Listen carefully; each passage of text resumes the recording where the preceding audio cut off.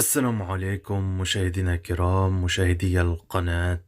أدعوكم للرحمة للصحفي محمد سلطاني الذي توفي إثر سكتة قلبية.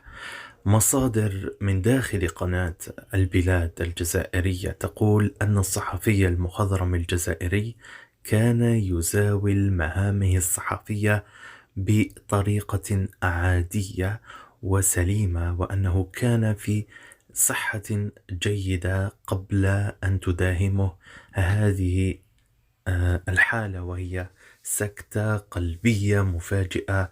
وتم الإعلان رسميا عن وفاته قبل دقائق من الآن. مشاهدينا الكرام، تعازينا الخالصة لأسرة البلاد، القناة الجزائرية أو الإعلام الجزائري بصفة عامة، والشعب الجزائري بصفة عامة يعني، وأسرته وزوجته وأمه. يعني هذا الصحفي يعني محبوب لدى الجزائريين صراحة، لأنه دائما محترم، دائما يقدم يعني أشياء مفيدة، غير لا يدخل في الأشياء الفوضوية مثل ما أعرفه يعني شخصيا. صحفي رائع، صحفي مخضرم، لديه أسلوب في الكلام، لديه يبتعد عن الشعبوية، يبتعد عن بيع الأوهام.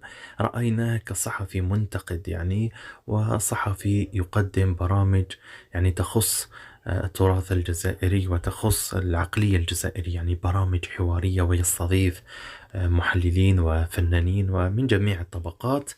رأينا فيه صحفيا محبا لمهنة الصحافة حسب زملائه. هو إنسان مرح، إنسان طيب، إنسان خلوق. دعواتكم له بالرحمة إن شاء الله، ولجميع المسلمين إن شاء الله في هذه الليالي المباركة، وهي الليالي يعني الحج وقبل العيد إن شاء الله. ودعواتكم له في يوم عرفة ووقفة عرفة. إنا لله وإنا إليه راجعون. الله يرحمه إن شاء الله ويوسعها عليه إن شاء الله. في آخر يعني تكون جنازة، أو سأعلن في هذه القناة إن شاء الله موعد إن كانت الجنازة أو غير ذلك.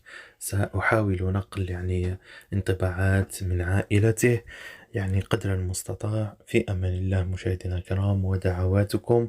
وكل نفس ذائقة الموت، إنا لله وإنا إليه راجعون. تغمد الفقيد وفقيد الصحافة والجزائر بألف رحمة. شكرا لكم.